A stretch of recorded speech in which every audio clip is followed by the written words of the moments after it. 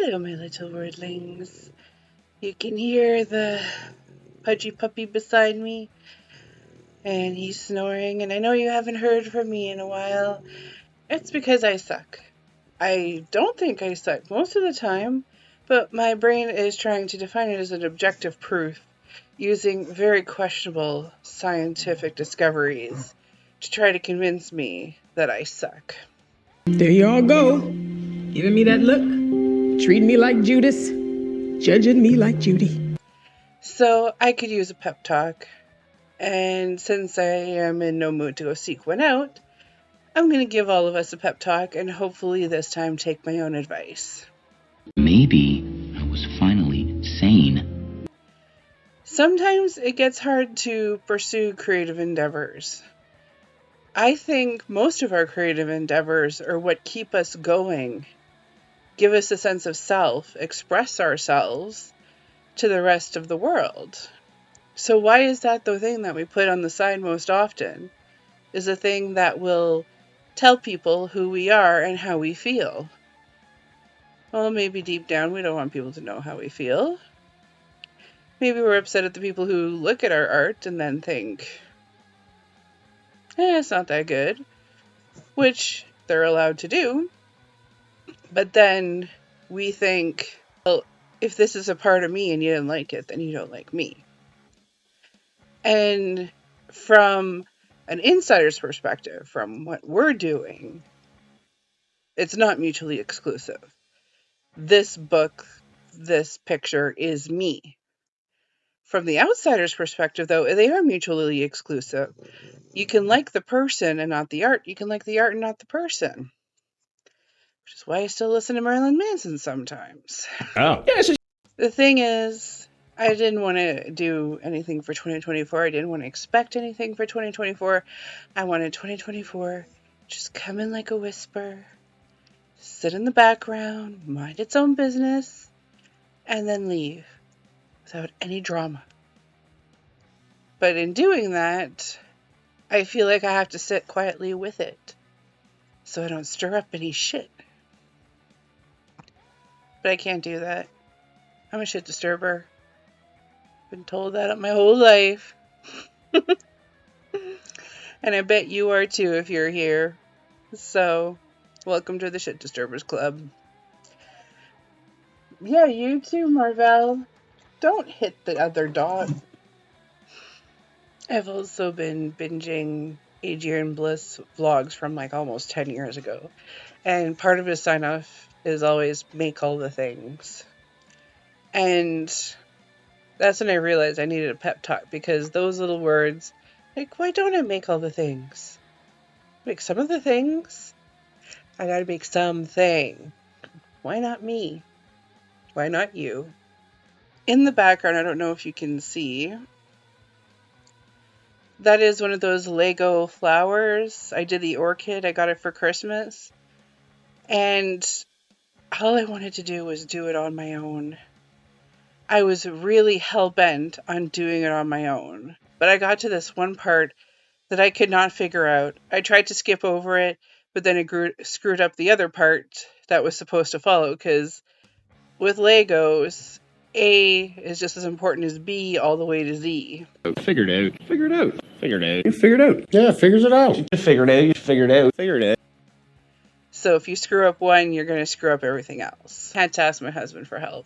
And I didn't like that because of FND. There's so many few endeavors I can do by myself without having to check in with him, because I either need help if we're doing something with dangerous chemicals or even a glue gun, or I just need him there to make sure I don't pass out, or that if for some reason I have a collapse or my body just stops working, he can clean up after me. I hate all that. The greatest thing about these Legos is they were in individual bags. So if I could do one bag and I didn't feel I could do bag 2, there wasn't that big of a mess. But I still needed help with that one freaking thing. And then he helped me, and it worked, and I did the rest by myself. And I wanted to be proud of myself because I accomplished something despite my motor skills going on me and things like that.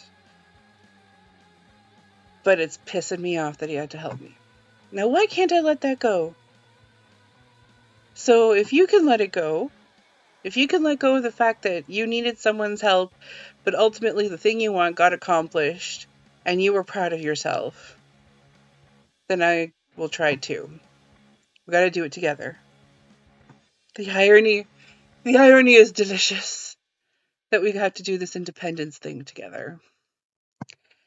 You're gonna be fine eventually. I'm gonna be fine eventually. And I miss doing YouTube. I was doing this just for me, and then I stopped because I was thinking the stuff I was doing was shit. But what does it matter if it's shit if I'm doing it for me? And it's self-serving. It is so self-serving, but maybe I kind of need that. Maybe we all kind of need a little bit of self-serving and selfish. They're all these negative things. And then they turned and called it self-care. And then we thought we didn't deserve to care about ourselves.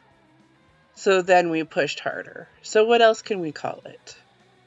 When we're looking out for something that we want to do. Me time is considered selfish as well, especially if you have kids. Oh my God, if you have kids and try to have some me time, it's like, no, you're supposed to put the kids first, which is true. You're always supposed to put your kids first, but you need to make a conscious effort for you. Just because your kids are first doesn't mean it's impossible to do just for you. It just takes a little more effort. If you have a really demanding job, if you have a sick relative that you're taking care of, it is near impossible to do for you. But if you make the conscious effort, you write it down, you do a pros and con list, you make a calendar outside of Google Calendars, just like hand make a calendar, write down everything that you need to do in a day. And if you have 15 minutes to yourself, maybe once you realize that you have that 15 minutes, you'll feel a little more in control. You'll feel like you have something because now you've seen it on paper. You have it. So take it and sleep an extra 15 minutes. Take an extra 15 minutes in the shower. Play a game for 15 minutes. Write for 15 minutes. Do a YouTube video for 15 minutes. Just do something that makes you happy.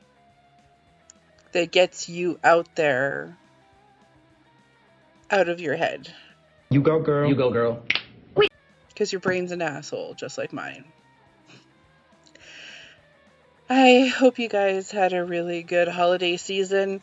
I only got one book for Christmas, and that is very unusual. Usually that's all people get me your books. Last year I got so many. But I got this. Only Drunks and Children Tell the Truth by Drew Hayden Taylor, who is absolutely amazing. And I'm looking forward to reading it. It's a play, but there's quite a few plays out there that are easy reads. That's why I started reading Thompson Highway. The first thing I ever read was Dry Lips Ought to Move to Kapuskasing. It's a play, but it was a nice read too. I cannot read Shakespearean plays. I've seen a few, and they're well played out on a stage, not in the stage in my brain. I hope you have a steady brain day, and the best advice I can give right now is from our good friend Snow, and licky boom boom down. See ya.